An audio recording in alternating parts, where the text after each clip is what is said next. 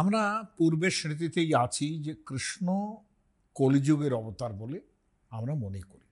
এখানে দুটো গল্প আমি বলবো, দুটো কাহিনী বলবো, দুটো উপাখ্যান বলবো বলা উচিত, যেটা হরিবংশ বিষ্ণু পুরাণ থেকে। এবং সেখানে দেখা যাবে যে কৃষ্ণ যে সত্যি কলিযুগের অবতার, সেখানে আমরা একটা শাস্ত্র প্রমাণ পাচ্ছি। কিভাবে? যে পৌরাণিকরা যেটা বলছেন যে কৃষ্ণের থেকেও অনেক প্রাচীনকালে ত্রেতা যুগীয় এক রাজা ছিলেন। এই গল্প আপনাদের আগে বলেছি, তবু আজকে আমার মনে হচ্ছে আরও একবার বলা উচিত। যেখানে বলেছি সেখান থেকে আপনাদের গুলিয়ে যাওয়ার কথা। যে সেই ত্রেতা যুগে একজন রাজা ছিলেন, তার নাম হচ্ছে মুচুকুন্দ। কেউ একে ইক্ষ্বাকু বংশীয় রাজাও বলেন, আবার কেউ বলেন অন্যরকম। যাই হোক, মুচুকুন্দ একজন বিখ্যাত রাজা। দেবতাদের সঙ্গে অসুরদের এক বিরাট যুদ্ধ হলো এবং সেখানে মুচুকুন্দকে সাহায্য করার জন্য ডাকা হলো এবং মুচুকুন্দ দেবতাদের সাহায্য করলেন। দেবতারা সেখানে জয়ী হলেন মুচুকুন্দের সাহায্যে এবং দেবতারা যেহেতু তাকে সাহায্য করেছেন, এই মুচুকুন্দের যে অসম্ভব প্রচেষ্টা, সেটা তার যে সাফল্য তৈরি করলো, দেবতারা তাতে তুষ্ট হয়ে বললেন, তুমি কি বর চাও? সময়টা দেবতাদের জন্য যুদ্ধ করে ক্লান্ত শ্রান্ত মুচুকুন্দ দেবতাদের অদ্ভুতভাবে বললেন যে আমি একটা নিশ্চিন্ত ঘুম ঘুমোতে চাই, নিশ্ছিদ্র ঘুম ঘুমাতে চাই, এবং যে আমাকে এই সুখনিদ্রায় ব্যাঘাত করবে, আমি যদি তার দিকে একবার তাকাই তাহলে সে ভস্ম হয়ে যাবে। আমাকে এই রকম একটা বর দিন, আমার ঘুম কেউ ভাঙাবে না।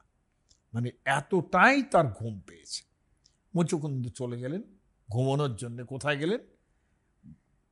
বেছে বেছে মথুরার প্রত্যন্ত দেশে একটু উঁচু টিলার মতো পাহাড় আছে, সেখানে একটা গুহা আছে, সেইখানে তিনি ঘুমোতে আরম্ভ করলেন। নিশ্চিন্তে ঘুমোতে আরম্ভ করলেন।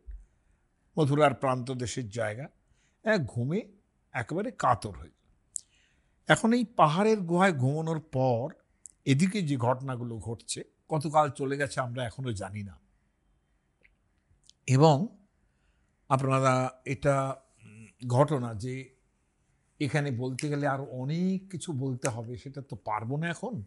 সেটা হলো এই যে কৃষ্ণের রুক্মিণীর সঙ্গে যে বিবাহ হবে, সেই সব সময় জরাসন্ধ মগধরাজ শিশুপালের সঙ্গে রুক্মিণীর বিবাহ ঠিক করলেন, রুক্মিণীর বাবার সঙ্গে, রুক্মিণীর ভাইয়ের সঙ্গে বসে। এবং এই যে ঘটনাটা ঠিক হলো, সেখানে তার আগে একবার কৃষ্ণ সেখানে ঘুরে যাওয়ার ফলে, সেটা অত ডিটেলসে আমি যাচ্ছি না, তাতে তাদের রাগ আরও বেশি হলো এবং কি করে কৃষ্ণকে এই বিবাহের আগেই ধ্বংস করা যায় সে ব্যাপারে জরাসন্ধ নানান রকম স্টেপ, অলরেডি তিনি যুদ্ধ করেছেন অনেক কৃষ্ণের বিরুদ্ধে, এবং কৃষ্ণের মানে দ্বারাবতী তখন তৈরি হয়ে গেছে। এইরকম একটা অবস্থায় তিনি কালযবন নামে একজন রাজা, তাকে বললেন যে তুমি কৃষ্ণকে মেরে ফেলবে। এখন এই যে কৃষ্ণকে মেরে ফেলবে, কাল যখন এতটাই শক্তিশালী, এতটাই তার ক্ষমতা, যে তিনি একদম কৃষ্ণকে চ্যালেঞ্জ দিয়ে বসলেন।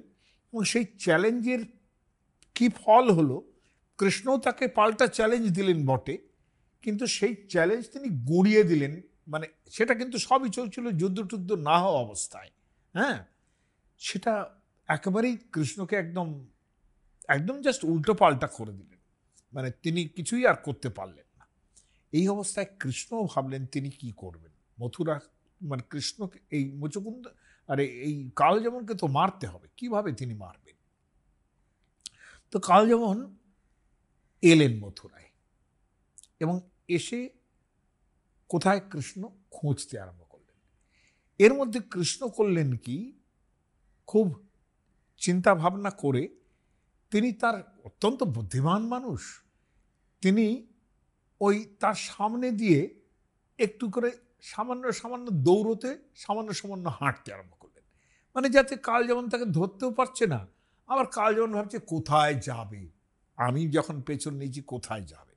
এই করতে করতে কৃষ্ণ সেই মথুরার গুহার জায়গাটায় তাকে এনে ফেললেন, যেখানে হ্যাঁ বলছেন কিভাবে যাচ্ছেন। সজ জ্ঞাত্বা বাসুদেবং তং বাহু প্রহরণ নৃপ, বলে এই লোকটা যে আমার সামনে সামনে দিয়ে যাচ্ছে, একে মারার জন্য আমার সৈন্যবাহিনীর দরকার নেই, আমার হাতটাই যথেষ্ট। বাহু প্রহরণ নৃপ। এবং দূরস্থিত একটা হরিণ যেরকম আপন মাংসে ব্যাধকে আকর্ষণ করে, কৃষ্ণও কিন্তু সেইভাবেই প্রলুব্ধ করছেন এই কাল যবনকে। কাল যবন তার পেছন পেছন যাচ্ছেন। হ্যাঁ, যাওয়ার পরে যেখানে ওই মুচুকুন্দ ঘুমিয়েছিলেন পর্বত গুহার যে স্থানটায়, কৃষ্ণ সেখানে, বেশ অন্ধকার হয়ে গেছে সেই জায়গাটা, কৃষ্ণ সেখানে জাস্ট ঢুকেই একটুখানি এগিয়ে একটা জায়গায় ঘাপটি মেরে রইলেন, আর দেখালেন যে তিনি মানে তিনিই যেন শুয়ে আছেন ওই মথুরার ওই গুহাটার মধ্যে, অন্ধকার গুহার মধ্যে, যেখানে আবছা দেখা যাচ্ছে যে একটা লোক শুয়ে আছে। সেখানে কাল যবন প্রবেশ করলো ছুটতে ছুটতে। গুহার আলো আধারে তার ঠাহর হলো না যে কে ওখানে এই গুহা ভিত্তি পাষাণের উপরে কে শুয়ে আছে। তিনি মুচুকুন্দকে কৃষ্ণ মনে করেই একটা সজোরে লাথি কষালেন। কোথায় সেটা আর বলছি না। বাসুদেবং তু তং মত্ত্বা ঘট্টয়ামাস পার্থিব। বাসুদেব মনে করে, কৃষ্ণ বাসুদেব মনে করে তাকে ঘট্টয়ামাস, তাকে একটু ঘেঁটে দিলেন সেই জায়গাটাতে, হ্যাঁ, তাকে তুলে দিলেন সেই জায়গা থেকে। ত্রেতাযুগের যে সুপ্ত আগুন, সেই ত্রেতাযুগে ঘুমিয়েছেন মুচুকুন্দ, সুপ্ত আগুন তার চোখে জ্বলে উঠল, অর্থাৎ মুচুকুন্দের ঘুম ভেঙে গেল। এবং আকস্মিক পদাঘাতে তিনি এতটাই রেগে গেছেন যে দেবতাদের যে আশীর্বাদী ক্রোধবহ্নি, সেটা তার চোখে উদ্দীপিত হয়ে উঠল। এবং তিনি তার ইচ্ছা অনুসারে, মানে কাল যেমন মুহূর্তের মধ্যে মুচুকুন্দের যে এখানে আমার ওই মানে মানে সেই বহ্নির ভবনেত্র জন্মা যেরকমভাবে মদনভর্ষ হয়েছিল, সেরকম মুচুকুন্দের যে নেত্র জন্মা বহ্নি, তাতে ভস্মীভূত হলেন। এবং মানে পুরাণের কবি হরিবংশ ঠাকুর এবং বিষ্ণু পুরাণ তারা লিখছেন, শুকনো গাছে বাজ পড়লে যেরকম ছাই হয়ে যায়, দদাহ পাবকস্তন্তু শুষ্কং বৃক্ষম ইবাসনি, বৃক্ষম ইব অশনি, অশনি মানে বাজ, বাজ পড়লে যেরকম শুষ্ক একটা বৃক্ষ যেরকম ভস্ম হয়ে যায়, সেরকমভাবে তিনি ভস্ম হয়ে গেলেন। একটু পরেই এটি ওদিক ওদিক করে তাকাচ্ছেন, একটু পরেই একটা মানুষ মুচুকুন্দের সামনে এসে উপস্থিত। এই মানুষটি কৃষ্ণ, আর তো কেউ নয়। তিনি কুশলী ধুরন্ধর, সারা জীবনই কৌশল অবলম্বন করে কাজ করেছেন। ব্রজভূমিতে তিনি শ্রীরাধিকে চন্দ্রাবলী, কারে রাখি কারেই বলি, কারেই ধরি, এইসব করেছেন। তো তার বুদ্ধিটা তো সাংঘাতিক। অতএব কিভাবে বধ করতে হবে সেটা বধ করার পর এই যুদ্ধ কৌশল, হ্যাঁ, যা তুমি ব্রজভূমিতে শিখে এসেছিলেন, সেই যুদ্ধ কৌশলেই কিন্তু মুচুকুন্দকে ভস্ম করার পর বেরিয়ে এলেন তিনি। বেরিয়ে আসার পর মুচুকুন্দকে সামনে দেখে বললেন যে মহারাজ, আপনি আমার অত্যন্ত প্রয়োজনীয় একটা কাজ করে দিয়েছেন। আপনি যে বহুকাল ধরে এই গুহার মধ্যে ঘুমিয়ে আছেন, একথা আমি দেবর্ষি নারদের কাছে শুনেছি। রাজম চিরপ্রসুপ্তোসি কথিত নারদেন মে, আমাকে নারদ বলেছেন। দেখুন, এখানে কিন্তু ভগবান বিগ্রহের মধ্যে ঐশ্বর্যের প্রকাশ ঘটছে। যুগান্তরের ঘুম ঘুমিয়ে এসব অদ্ভুত কাণ্ড দেখে মুচুকুন্দ বেশ অবাক হয়ে গেলেন এবং এবং একটু কৃতজ্ঞতা প্রকাশ করছে একজন, এসব কাণ্ড দেখে আরও তার অদ্ভুত অদ্ভুত লাগছে। হ্যাঁ, তিনি কি করলেন যে উবাচ রাজা গোবিন্দম কো ভবান কিম ইহাগত, বলে আপনি কি, কোথা থেকে আপনি এখানে এসে উপস্থিত হয়েছেন? কৃষ্ণকে চিনতে পারছেন না। আমি বা কতকাল এখানে ঘুমিয়ে আছি, যদি জানো তো বলো তো সেসব কথা। কৃষ্ণ পরিচয় দিলেন যে চন্দ্রবংশে যজাতি নামে একজন জ্যেষ্ঠ, তার জ্যেষ্ঠ পুত্র ছিলেন যদু। আমি সেই যদু বংশের লোক। আর আপনি আপনি আমি নারদের মুখে শুনেছি যে আপনি সেই ত্রেতা যুগে ঘুমিয়ে পড়েছিলেন, দেবতাদের সাহায্য করে অসুর বধ করে ঘুমিয়ে পড়েছিলেন। সেই ত্রেতা যুগ থেকে এখনো আপনার ঘুম চলছে এবং এখন কলিকাল আরম্ভ হয়ে গেছে।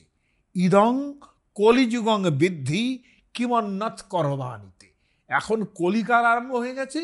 এখন বলুন আমি আপনার জন্য কি করতে পারি? আমার শুধু এই লাইনটার দরকার ছিল যে কৃষ্ণ হরিবংশর প্রমাণ, তিনি বলছেন ইদং কলিযুগং বৃদ্ধি, এটাকে কলিযুগ বলে জানবেন।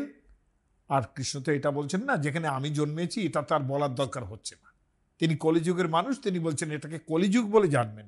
আপনি সেই ত্রেতা যুগে ঘুমিয়েছেন, দাপর যুগ কেটে গেছে, তার মধ্যে ইদং কলিযুগং বৃদ্ধি। আর কি করতে পারি আপনার জন্য? এটা just what can I do for you, এরকম আর কি। তো আপনি আমার মহা উপকার করেছেন এবং যাকে ভস্মোচ্ছাদ করেছেন আপনি, সে আমার পরম শত্রু ছিল এবং দেবদেব মহাদেবের কাছে সে এমন একটা বর পেয়েছিল যে আমি 100 বছর যুদ্ধ করলেও তার সঙ্গে পারতাম না, কিন্তু আপনি সে কাজটা আমার করে দিয়েছেন। কৃষ্ণ কৃতজ্ঞতা জানালেন যে অবদ্ধ ইয়ো ময়া শঙ্খে, শঙ্খ মানে হচ্ছে যুদ্ধ, শঙ্খে ভবেদ বর্ষ শতই রূপী, 100 বছর যুদ্ধ করলেও তার সঙ্গে পারতাম না, আপনি সেই কাজটা করে দিয়েছেন। হরিবংশের এই যে বর্ণনা, মুচুকুন্দ এবং কৃষ্ণের যে কথোপকথন খুব সংক্ষিপ্ত, কিন্তু বিষ্ণু পুরাণে এবং ভাগবত পুরাণে কৃষ্ণের কথা শোনার পরেই হরিবংশ, আমি বলবো যে প্রফেসর ইঙ্গলস ছিলেন ভারতবর্ষের অত্যন্ত বড় একজন রিসার্চার, এইচ ইঙ্গলস। তিনি বলেছেন যে হরিবংশের যে ভাবনা চিন্তা সেখানে খুব হিউম্যান, সেখানে খুব ন্যাচারালভাবে সেখানে সমস্ত বর্ণিত আছে।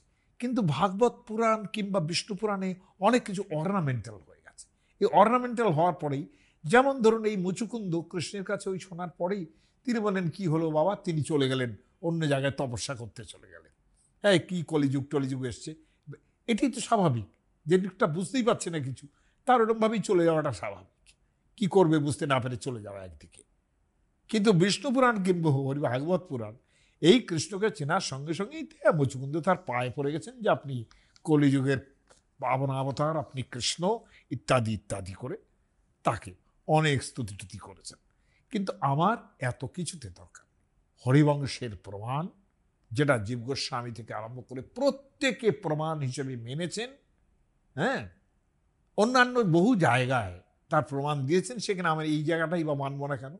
যে ইদং কলিযুগ বৃদ্ধি, এটা হচ্ছে কলিযুগ, কাজেই কৃষ্ণ কলিযুগের মানুষ বলে আমি শাস্ত্র প্রমাণ পাচ্ছি। আর একটা প্রমাণ দেব, এটাও আপনাদের বলেছি, সেই যে রৈবত ককদমি, কৃষ্ণ একেবারে জরাসন্ধের জ্বালায় মরছেন, তখন 19 বার আক্রমণ করেছেন তিনি, জরাসন্ধ গদা ঘুরিয়ে মেরেছেন মথুরায়, তাকে একটা বোঝানোর জন্য এবার আমি আসছি। বিশাল যুদ্ধ আরম্ভ হলো, তিনি একেবারে পৌণ্ড্রক বাসুদেব থেকে আরম্ভ করে সবাই মিলে যে বিশাল সেনাবাহিনী এসে মথুরায় পৌঁছলো, কৃষ্ণ সোজা পালিয়ে গেলেন। কৃষ্ণ ওই রকমই বুদ্ধিমান লোক, তার কোনো দরকার নেই যে তিনি একেবারে একটা আমাদের দেশের বিশিষ্ট রাজ মানে মানে যারা যারা সব ছিলেন না, যে সামনে আমার অস্ত্রাঘাত থাকবে, কোনোদিন পেছন ফিরে যাব না, হ্যাঁ, সে বিশাল অস্ত্রবাহিনীর সামনে তিনি দাঁড়িয়ে সামনে থেকে মৃত্যুবরণ করবেন, এসব মানুষ রামচন্দ্র। কৃষ্ণ এরকম নন, কৃষ্ণ খুব বুদ্ধিমান এবং কৌশলী মানুষ। রামচন্দ্রের ওই ধরনের বিশাল যে তথাকথিত সততা, তাতেও তিনি ভোগেন না। হ্যাঁ, এবং তিনি একেবারে সোজাসুজি জরাসন্ধকে যে সৈন্যবাহিনী এসে পৌঁছল, তিনি পালিয়ে চলে গেলেন। এই পালিয়ে চলে যাবার পর আবার যখন ফিরলেন, তখন তিনি সমস্ত পুরবাসীদের ইনক্লুডিং বসুদেব তার পিতা বলেন যে এখানে আর থাকা যাবে না, চলো অন্য কোথাও যাই, আমি জায়গা দেখছি। শোনা যায় গরুরকে পাঠালেন তিনি, গরুর কৃষ্ণের বাহন, ভগবানের বিষ্ণুর বাহন। কি করে যে গরুরকে পাঠালেন জানি না, কিন্তু ওই যে মাঝে মাঝে তিনি ঐশ্বর্য প্রকাশ করে ফেলেন, তো গরুড় চলে গেলেন। তা আমরা এই কৃষ্ণলীলাতেও গরুড়কে বহুবার কিন্তু তাকে পিঠে চড়ে ঘুরতে দেখেছি। গরুড় বাহন কৃষ্ণ বহুবার তার পিঠে চড়ে বসতেন। তিনি যতই দেবতা হন হন তাকে আকাশে উড়িয়ে নিয়ে আসতো, অর্থাৎ তৎকালীন দিনেই তার এরোপ্লেন চড়ার অনুভূতি হতো। এটুকু আমি বুঝতে পারি, আর কৃষ্ণ এটুকু করতেই পারেন। হ্যাঁ, কৃষ্ণ ডিজার্ভস ইট। তিনি নরকাসুর বধ করতে যাবেন, সেটা প্রাগজ্যোতিষপুরে। সেখানে তিনি গরুর বাহনে আবার সত্যভামাকেও বসিয়ে নিয়েছিলেন। সত্যভামা সেই রকম যুদ্ধ দেখতে যাচ্ছে। যাই হোক, সেসব কাহিনী পরে আসবে, কিন্তু কৃষ্ণের ক্ষেত্রেই এসব সম্ভব। গরুরকে বললেন যে দেখো, গরুর বললেন যে আমি দেখে আসছি কোথায় জায়গা সিলেক্ট, অর্থাৎ পুরোপুরি কিন্তু দ্বারকার যে নির্মাণ হয়েছে সেটা কিন্তু দেখবার মতো। সেই জায়গাটা কোনোদিন যদি আপনাদের বর্ণনা করতে পারি করব, যে সেখানে যাওয়া, জায়গা দেখে আসা, জায়গা ফিতে নিয়ে মাপ করা, এরকম করে কিন্তু রাজধানী তৈরি হয়েছে দ্বারকায়। এইরকমভাবে খুব প্ল্যান্ড ওয়েতে তৈরি হয়েছিল দ্বারকাপুর।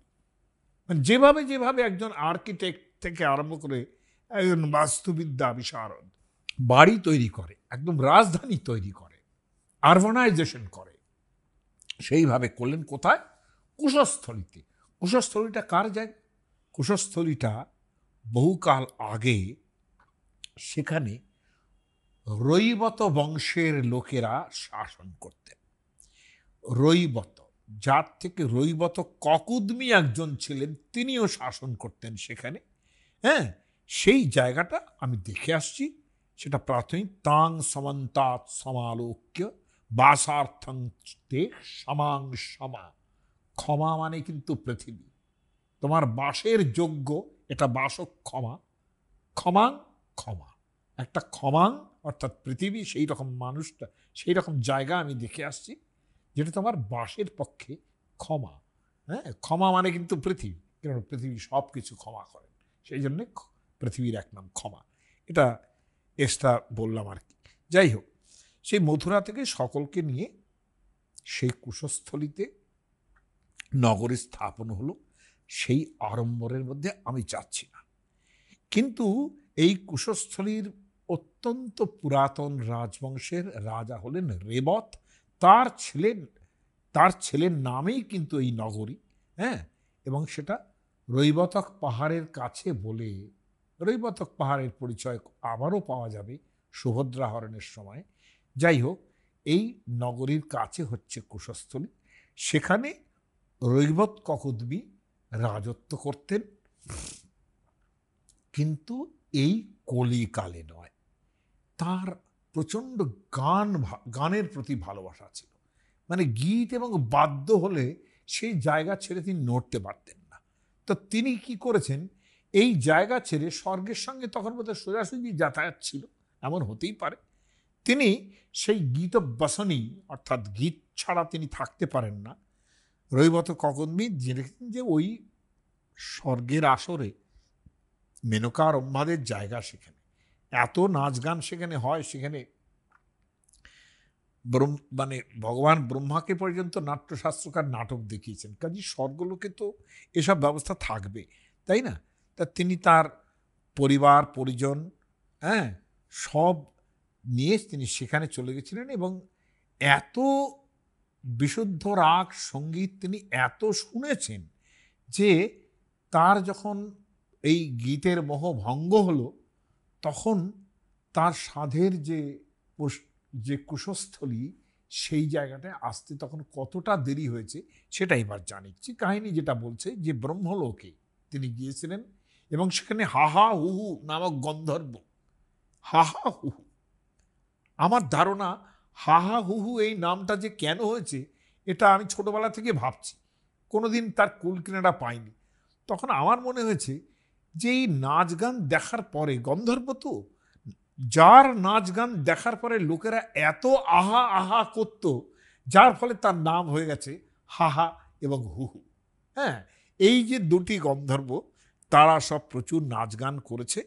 নাচ গান করার পরে ককুদমি, রৈবত ককুদমি বলছেন ব্রহ্মাকে যে আচ্ছা আচ্ছা বেশ হলো, কিন্তু আমি যে কারণে এসেছিলাম ভগবান ব্রহ্মা, আমি সেটাই বলতে ভুলে গেছি। কি ব্যাপার? আমি আমার কন্যা রেবতীর জন্যে একটা পাত্রের সন্ধান এসেছিলাম, যে আপনি ঠিক করে দেবেন যে কাকে পাত্র, মর্তলোকেই কাকে পাত্র ঠিক করলে আমি রেবতীকে খুব ভালো বিয়ে দিতে পারি, কাদের আপনি উপযুক্ত পাত্র মনে করেন। তো ককদমি কয়েকজনের কথা বললেন যে দেখুন এই এই লোকজন খুব ভালো আছে, মানে ব্রহ্মার সঙ্গে ডাইরেক্ট কথা হচ্ছে ককদমির। হ্যাঁ, এই লোকজন খুব ভালো আছে আমার দেশে, কিন্তু আমি কি তাদের মধ্যে কাকে মানে বেছে কার সঙ্গে বিয়ে দেবো সেইটা আপনি বলে দেবেন। ভগবান ব্রহ্মা বললে, যাদের কথা তুমি বললে এতক্ষণ ধরে না, তারা তো দূরের কথা, তাদের নাতি নাতনি ছেলে পুলে নাতিরাও কেউ এখন এই তোমার এই পৃথিবীতে বেঁচে নেই।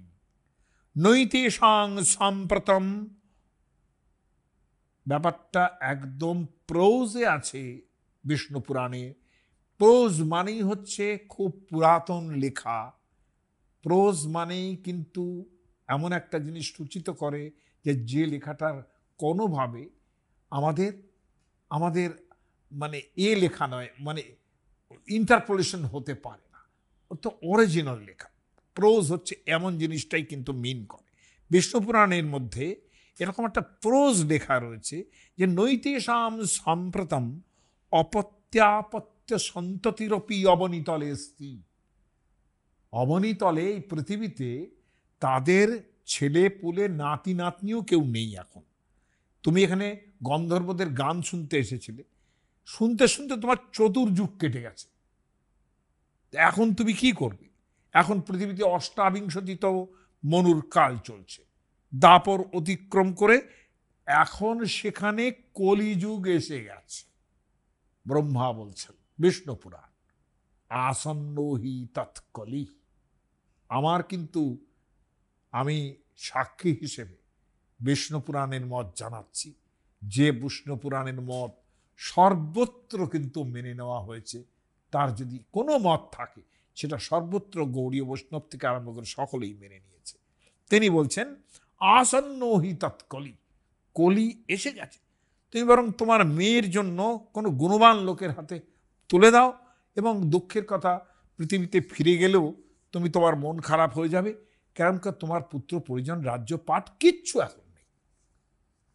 তাহলে কি করবো? বলে যাও তো, যেতে তো হবে, তোমার তো ওইখানেই বিয়ে দিতে হবে। রেবতীর পাত্রের কথা বলতে গিয়ে যে এইরকম, তারপরে উনি একটু হিন্ট দিলেন। ব্রহ্মা বললেন যে দেখো, রেবতীর পাত্রের কথা যখন বলছো, আমি বলছি যে সেই সংকর্ষণ কারণত সাই গর্ভদোষাই চ পয়োধিসাই, সেই অনন্ত শেষ নাগের যে বিভূতি স্বরূপ ভগবান সংকর্ষণ, তিনি এখন কি করলেন?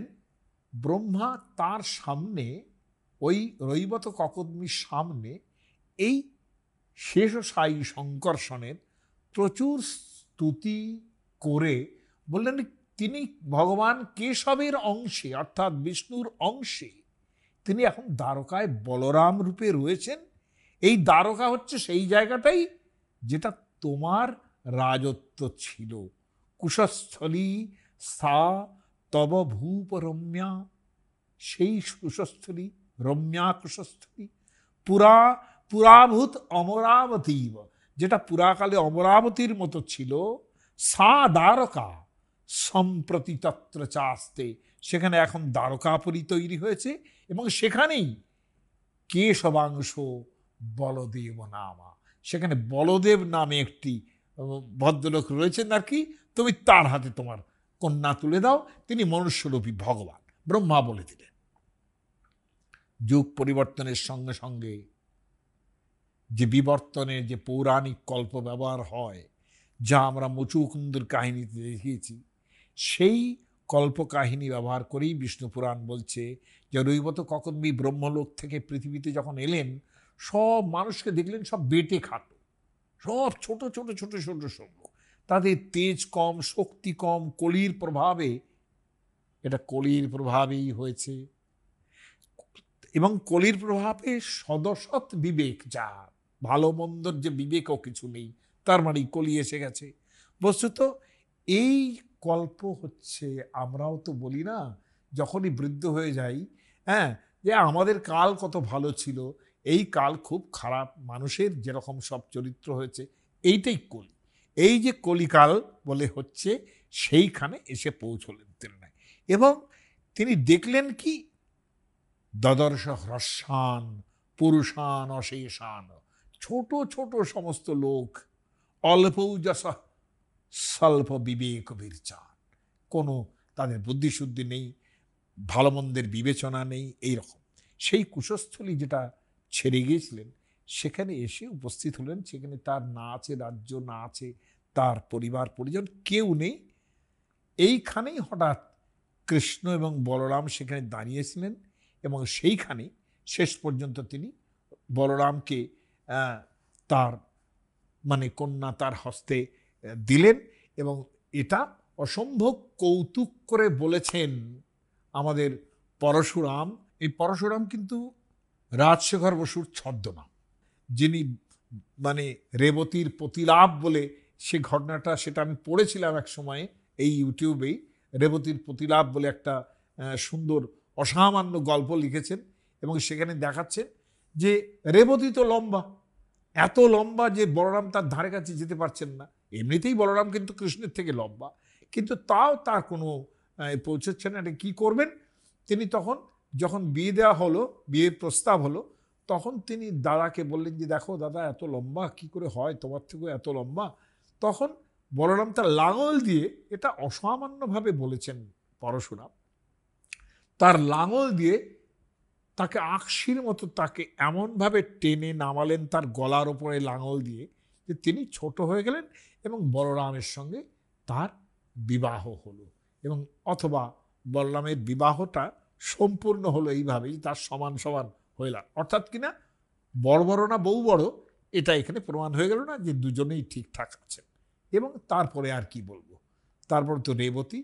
কিন্তু আমার বক্তব্য এই ঘূর্ণয়ন মদিরাস্বাদ মদপাটলিত দ্যুতি রেবতী বদনচ্ছিষ্ট পরিপীত তটেদৃশৌ, এই বলরামকে বলার জন্য এখানে আমি আসিনি।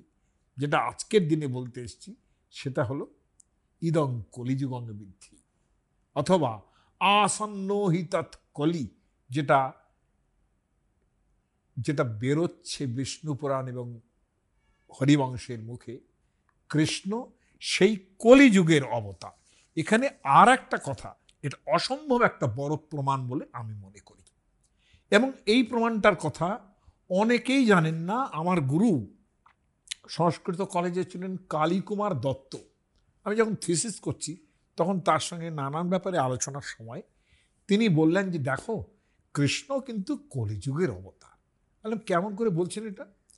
উনি বলছেন দেখো, সেকেন্ড সেঞ্চুরি, খ্রিস্টীয় ফার্স্ট সেকেন্ড সেঞ্চুরিতে ভাস বলে যে নাট্যকার, ভাস নাট্যকার ফার্স্ট সেঞ্চুরি সেকেন্ড সেঞ্চুরি মানে হচ্ছে কিন্তু রামায়ণ মহাভারত যদি ধরা হয়, তাহলে সেগুলোর লেখার কাল হচ্ছে খ্রিস্টপূর্ব 4র্থ শতাব্দী থেকে খ্রিস্টীয় 1ম শতাব্দী পর্যন্ত এই রামায়ণ মহাভারত লেখার কাল। তাহলে অলমোস্ট সেই কালেই কিন্তু, অথবা তার সন্নিহিত কালে জন্মেছেন ভাস। তার মানে ফার্স্ট সেকেন্ড সেঞ্চুরির নাটক লিখেছেন ভাস, একাঙ্ক নাটক। সেই বিখ্যাত একাঙ্ক নাটক হচ্ছে বালচরিত, কৃষ্ণের বাল্যলীলা নিয়ে তার একটা নাটক লিখেছেন। সেই নাটকের নান্দি শ্লোক যখন হচ্ছে, তার মানে আমি বলবো ভাস কিন্তু সেই তাদের উত্তরসূরি, আচ্ছা ব্যাস বাল্মীকির উত্তরসূরি। অর্থাৎ তারা কি ভাবতেন, ভাস সেটা সবচেয়ে বেশি জানেন যা আমরা জানি না। এমনকি চৈতন্য মহাপুরুষ সময়ে জীব গোস্বামী কিংবা ইত্যাদিটাও জানেন না। আর ভাসের নাটক আবিষ্কার হয়েছে সেদিন, তার আগে কেউ জানতো না যে ভাসের নাটক আছে।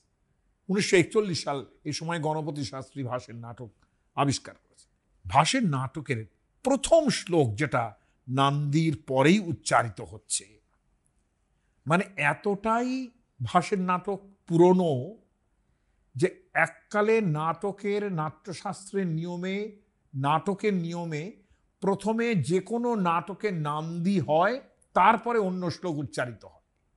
কিন্তু ভাসের নাটকে নান্দান্তে তত প্রবিশতি সূত্রধার, নান্দির অন্তে সূত্রধার প্রবেশ করে তার বক্তব্য রাখছে, অর্থাৎ নাটকের প্রস্তাবনা দিয়ে আরম্ভ হচ্ছে।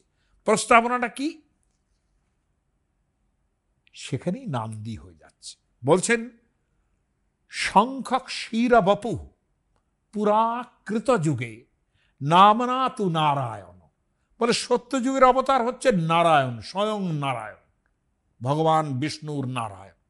সংখ্যক শিরবপু, শঙ্খের মতো, শঙ্খের যদি মতো অথবা ক্ষীরের মতো অর্থাৎ দুধের মতো যার রং, পুরাকৃত যুগে অর্থাৎ সত্য যুগে নারায়ণই হচ্ছেন অবতার, অবতার পুরুষ। স্ত্রেতায়াং, লক্ষ্য করে দেখুন, ত্রিপদার পিতত্রিভুবন বিষ্ণু সুবর্ণপ্রভ। ত্রিতাতে কোন অবতার? ত্রিতাতে অবতার হচ্ছে ত্রিপদার পিতত্রিভুবন, মোস্ট বেদিক একজন ইনকারনেশন, যিনি 3 পায়ে সমস্ত পৃথিবী, ত্রিধা বিষ্ণুর বিচক্রমে, এই যে বৈদিক মন্ত্র আছে, সেই 3 পায়ে যিনি সমস্ত পৃথিবী, অর্থাৎ বামন হিসেবে তিনি এসেছিলেন, এবং তিনি ত্রিপাদ বিহরণের মাধ্যমে স্বর্গমর্ত্য পাতাল সমস্ত জায়গা তিনি অধিকার করে ফেলেছিলেন। তাহলে ত্রেতাতে কি দাঁড়াচ্ছে? ত্রেতায়াং ত্রিপদার পিতত্রিভুবন, যিনি 3 ভুবনকে অধিকার করেছিলেন, তার সেই যে বামন, তার গায়ের রং কিরকম? সুবর্ণপ্রভ। অর্থাৎ এই যে রক্তিম ভাবনাটা বলে না, কৃষ্ণ মানে শুক্ল রক্তস্তথা পীত, এতটাই উজ্জ্বল যে তিনি সুবর্ণপ্রভ, সোনার মতো তার গায়ের রং। এবার ইনি অবশ্যই শুক্ল রক্তস্তথা পীত এইভাবে অবতার করছেন না। ভাস যেহেতু বেদিক এজ এবং এপিক এজ এই দুয়ের উত্তরাধিকারী, ইমিডিয়েট উত্তরাধিকারী, এই তার কথাটা আমাদের শুনতে হবে। তিনি কি বলছেন? দুর্বা শ্যামনিভ স রাবণ বধে রাম যুগে দাপরে। রাবণ বধ করার সময় যে রামচন্দ্রের অবতার হয়েছিল সেটা হচ্ছে দাপর যুগ, এবং তার গায়ের রং কিরকম? দুর্বা শ্যামনিভ, দুর্বাদল শ্যাম। রামচন্দ্র যিনি জন্মেছিলেন তিনি দাপরে রাবণ বধ করেছেন। আর কৃষ্ণের বেলায় কি হবে? নিত্যাং সো নিত্যাং ইয়ো অঞ্জন সন্নিভ কলিযুগে বপ্পাতু দামোদর। দামোদর কৃষ্ণ যিনি, যিনি অঞ্জননিভ, কালো কাজলের মতো তার গায়ের রং। নিত্যং ইয়ো অঞ্জন সন্নিভ কলিযুগে, যিনি কলিযুগে জন্মেছেন, তিনি হচ্ছেন আমাদের দামোদর কৃষ্ণ। তিনি কলিযুগের পাবন অবতার। সমস্ত কলিমল হারি, সমস্ত তিনি আত্মসাৎ করে তিনি আমাদের এই কলিযুগেই জন্মেছিলেন বলে আমার বিশ্বাস এবং নাট্যকার ভাসের বিশ্বাস।